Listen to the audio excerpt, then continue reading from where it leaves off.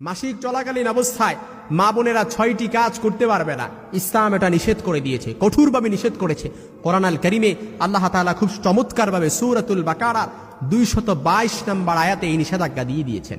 মা বোনেরা মাসিক চলাকালীন অবস্থায় তারা এই ৬টি কাজ করতে পারবে না। মা বোনদের যে মেনস্ট্রুয়েশনাল পিরিয়ড হয় মাসিক চলাকালীন, অর্থাৎ প্রত্যেক চন্দ্র মাসে যে মাসিকটা হয়, তাদের যে রক্তক্ষরণ হয়, এটা একেবারে স্বাভাবিক। যালিকা হুকমুল্লাহ ইয়াহকুম বাইনাকুম, আর এটা হচ্ছে আল্লাহ তাআলার বিধান। এই বিধান, এটা আল্লাহ তাআলার ফায়সালা। রাসূল সাল্লাল্লাহু আলাইহি ওয়াসাল্লামের মাধ্যমে আল্লাহ তাআলা কোরআনের আয়াত নাজিল করলেন, ওয়াসআলুনাকা আনিল মাহিদ কুল হুয়া আযা।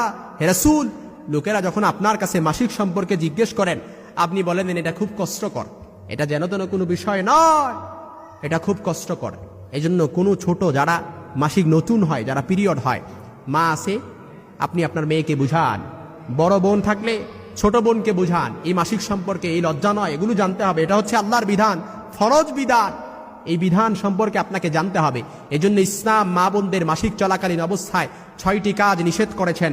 এর ১ নাম্বার হচ্ছে মাসিক চলাকালীন অবস্থায় তাদের জন্য সহবাস করা হারাম করে দিয়েছেন। অর্থাৎ স্ত্রীদের প্রতি যদি কোনো স্বামী যদি সহবাস করে, এটা হারাম হয়ে যাবে।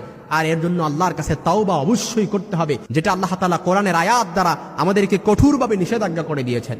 এই জন্য ২ নাম্বার যেটা করা যাবে না, মাসিক অবস্থায় স্ত্রীর নাভি থেকে হাঁটু পর্যন্ত দেখা বা স্পর্শ করা হারাম। আপনি বুঝেন কোথায় আপনি ইসলাম আমাদের জন্য কতটা সহজ করে দিয়েছে, কতটা ব্যালেন্সপূর্ণ ইসলাম করে দিয়েছে। মাসিক অবস্থায় স্ত্রীর নাভি থেকে হাঁটুর উপর পর্যন্ত দেখা, আপনি স্বামী, বৈধ স্বামী, অথচ আপনার জন্য হারাম। ভালো করে গানগুলো খরগোশের গানের মতো খাড়া করে শুনে নেন আর ভালো করে বুঝে নেন। ৩ নাম্বার, মাসিক অবস্থায় নামাজ পড়া যাবে না এবং তার কাজা স্ত্রীদের জন্য মাফ, নারীদের জন্য মাফ। সুবহানাল্লাহ বিহামদি। ইসলাম কতটা ব্যালেন্সপূর্ণ, কতটা সহজ। আত-তাইসির ইউরিদুল্লাহু বিকুমুল ইউসরা ওয়ালা ইউরিদু বিকুমুল উসরা। ইসলাম সহজ চায়, কঠিন যায় না।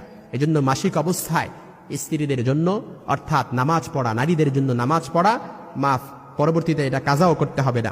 ৪ নাম্বার, মাসিক অবস্থায় রোজা রাখা যাবে না, কিন্তু তার কাজা আদায় করতে হবে। অর্থাৎ রমাদানের ফরজ রোজা মাসিক অবস্থায় চলে আসছে, সাথে সাথে বন্ধ করে দেন, পরবর্তীতে কাজা আদায় করে নিতে পারবেন। ৫ নাম্বার, মাসিক অবস্থায় কোরআন শরীফ স্পর্শ করা বা মুখে উচ্চারণ করা আপনার জন্য হারাম। মা বোনদের মাসিক অবস্থা শুরু হয়ে গেছে, মেনস্ট্রুয়েশনাল পিরিয়ড শুরু হয়ে গেছে, তাদের জন্য কোরআন শরীফ স্পর্শ করা কিংবা সেটা মুখে উচ্চারণ করা, কোরআনের আয়াত মুখে উচ্চারণ করা আপনার জন্য আল্লাহ তাআলা হারাম করে দিয়েছেন। ৬ নাম্বার, মাসিক অবস্থায় আপনার স্ত্রীর সাথে শোয়া, তাকে কিংবা চুম্বন করা, আলিঙ্গন করা জায়েজ আছে, কিন্তু আপনার জন্য সহবাস করা হারাম। এটা তো আমরা বললামই। অর্থাৎ মাসিক শেষ কিন্তু গোসল করে নাই, এমত অবস্থায় সহবাস করা যাবে না। তবে মাসিক অবস্থায় কাবাগর তাওয়াফ করা ছাড়া হজের অন্যান্য কাজ করতে পারবে। সর্বশেষ, এহরাম অবস্থা কিংবা হজে গেছেন, মাসিক শুরু হয়ে গেছে, এই মাসিক অবস্থায় হজের তাওয়াফ করা ছাড়া আপনি হজের অন্যান্য যে কোনো কাজগুলো করতে পারবেন। যালিকা হুকমুল্লাহ ইয়াহকুম বাইনাকুম, এটা আল্লাহ তাআলার বিধান, আল্লাহ তাআলা আমাদের জন্য ফায়সালা করে দিয়েছেন। এজন্য মাসিক এটা তেমন কোনো বিষয় না। যার মাসিক হয় বুঝতে হবে সে স্বাভাবিক, সুস্থ, আর যার মাসিক হয় না বুঝতে হবে সে অস্বাভাবিক, সে অসুস্থ। এজন্য আল্লাহ তাআলা আমাদের মা বোনদেরকেও বুঝার তৌফিক দান করুক।